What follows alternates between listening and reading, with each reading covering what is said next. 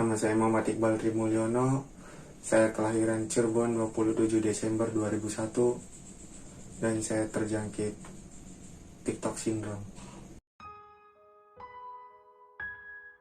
Awalnya saya tuh orang yang anti banget sama TikTok ya, karena ya seperti yang saya tahu bahwa TikTok itu sendiri sangat berpengaruh untuk kaum muda, dimana aplikasi TikTok itu sendiri membawa dampak negatif. Walaupun kreator-kreator TikTok itu banyak juga yang berisi tentang konten-konten positif, tapi di sini bukan saya mengejas bahwa aplikasi TikTok itu sendiri negatif ataupun buruk ya. Hanya saja tergantung penggunanya,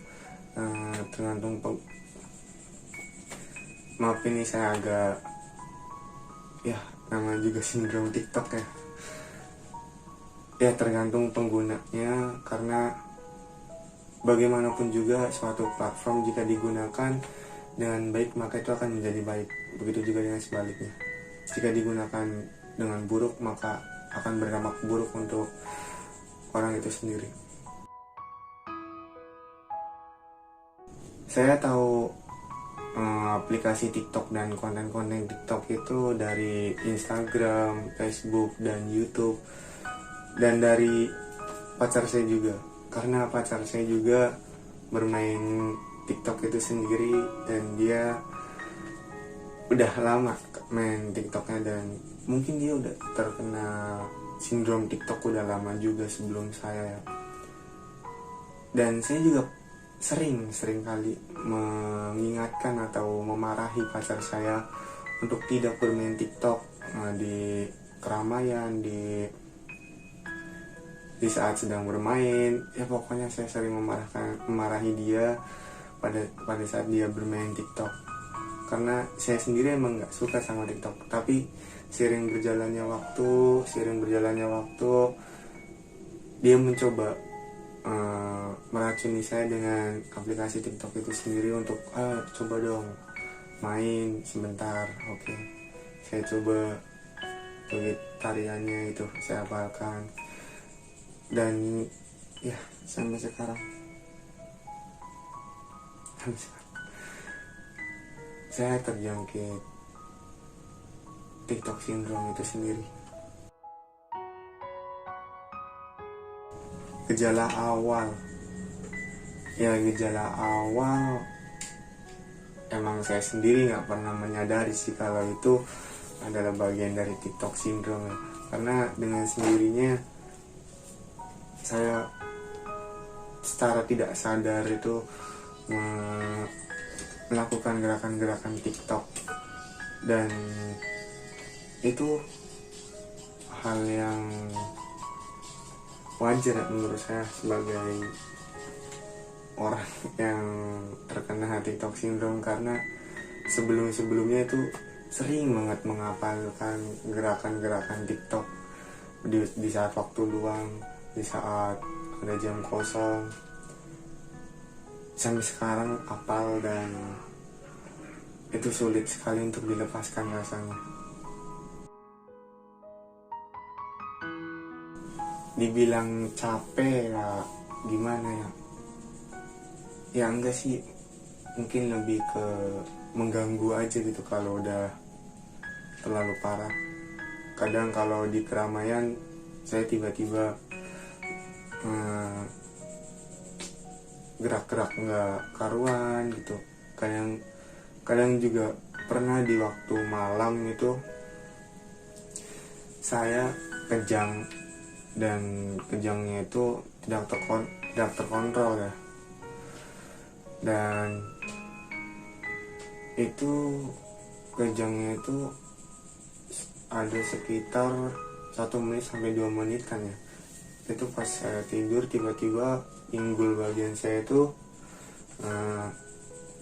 tiba-tiba gerak sendiri, dan itu sulit banget untuk diberhentikan, dan itu sangat mengganggu tidur saya.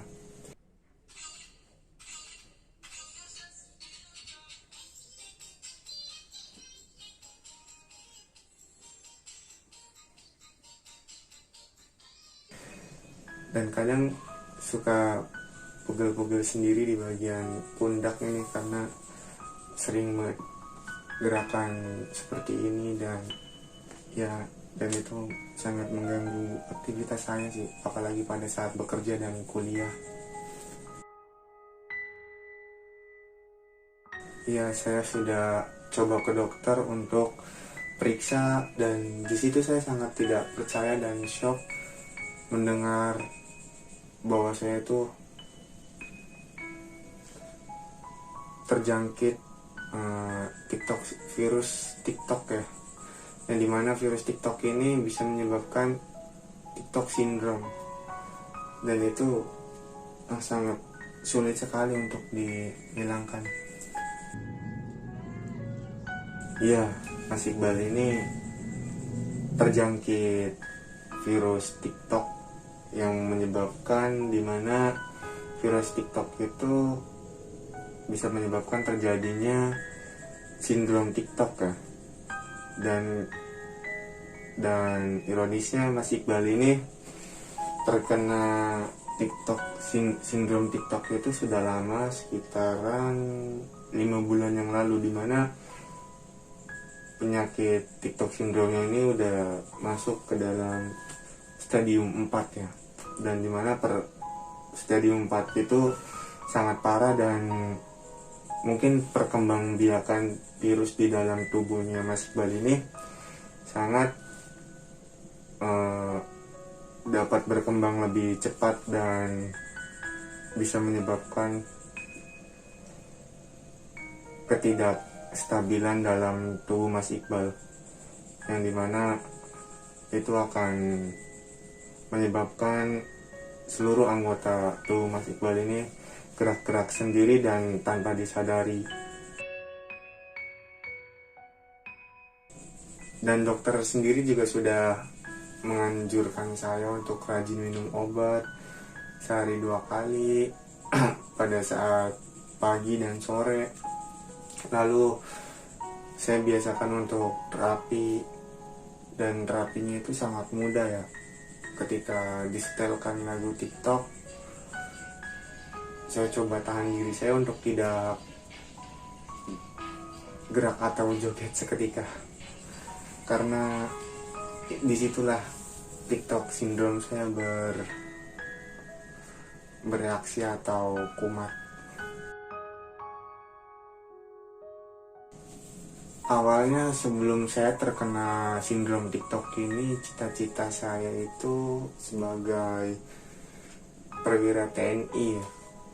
Karena kan itu cita-cita yang sangat mulia untuk menjadi seorang abdi negara ya kan, untuk membanggakan kedua orang tua dan keluarga. Namun setelah saya terjangkit TikTok sindrom ini, saya sangat kecewa ya. Mungkin karena saya belum bisa membahagiakan orang tua untuk menjadi seorang perwira TNI, jadi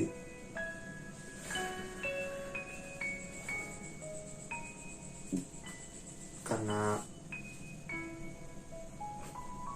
terjangkit TikTok syndrome ya, mau gimana lagi, itu mungkin udah takdir Allah ya. Saya ditakdirkan terkena TikTok syndrome, dan ya sedih, capek, dan belum bisa bagian orang tua. Saran saya untuk kalian yang belum terkena TikTok syndrome, tolong kurangi bermain TikToknya, apalagi di tempat keramaian atau tempat umum. Tolong kalian kurangi sebelum kalian seperti saya terjangkit TikTok syndrome. Ya, begitu saja. Terima kasih.